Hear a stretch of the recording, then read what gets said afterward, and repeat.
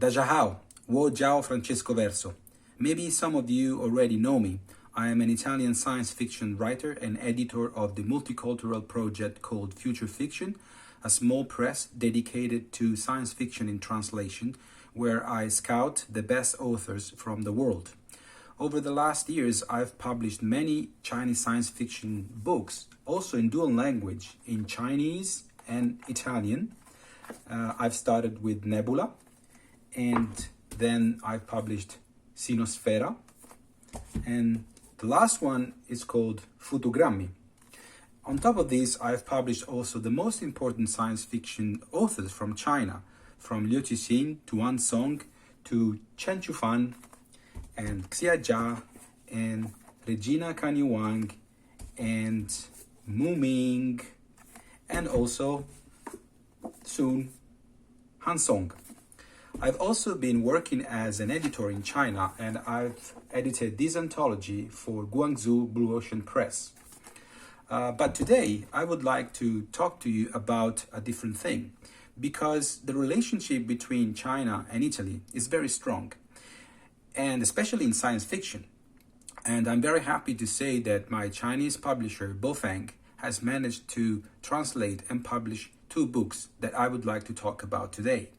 The first one is called Next Human, and it has been published in the US by Apex, and it has been translated into English by Sally McCorry, and from English to Chinese by my friend Jian Fan. The book has won the Italian Odyssey Award and the Italy Award for Best Science Fiction Book. And it's a story about a boy that lives in a huge trash, a huge dump where people throw all their objects.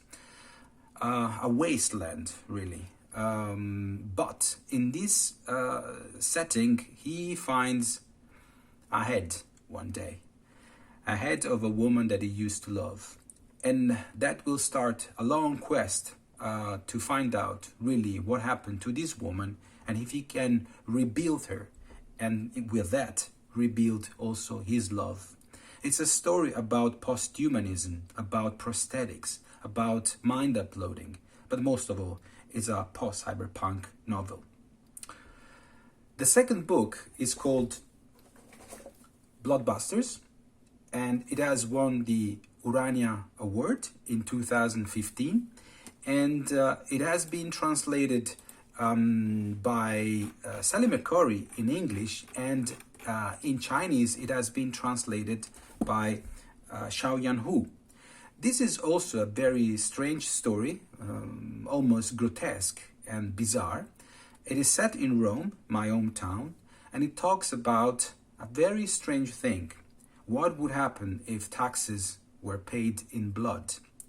So it's a kind of surrealistic take on the proverb that we have in Italy, that the state sometimes taxes the citizens so much that he kind of asks for their own blood.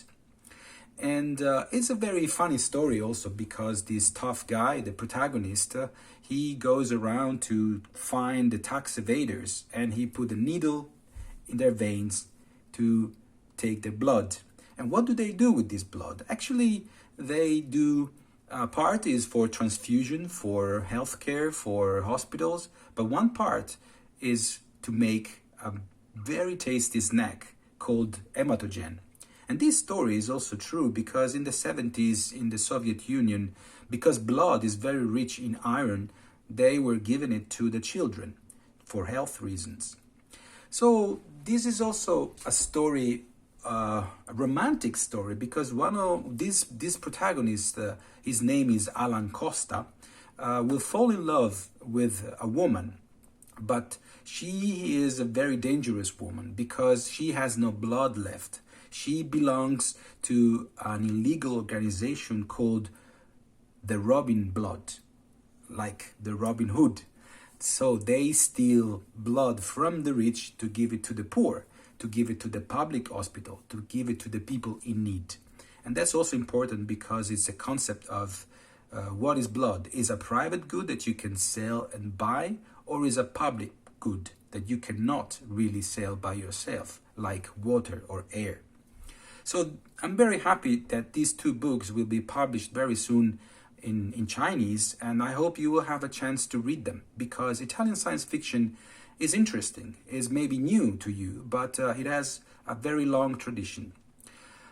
And I really, really appreciate this invitation. I'm sorry I cannot be there with you, but I'm looking forward to the opening ceremony of the China Science Fiction Conference in 2021. It has been a very complicated year, but I'm very happy that you managed to organize a convention and gather many fans, which I hope are both in person and online. I'll be following with great interest the growth of Chinese science fiction in the coming years. I've published in Italian more than 8 books, from Liu Cixin to Han Song, Xia Jia, and Chen Chufan, and Tang Fei next year. The connection is now open. The stories are flowing. So my hope is that the future will develop more and more between China and Italy. Take care. Have fun. 谢谢.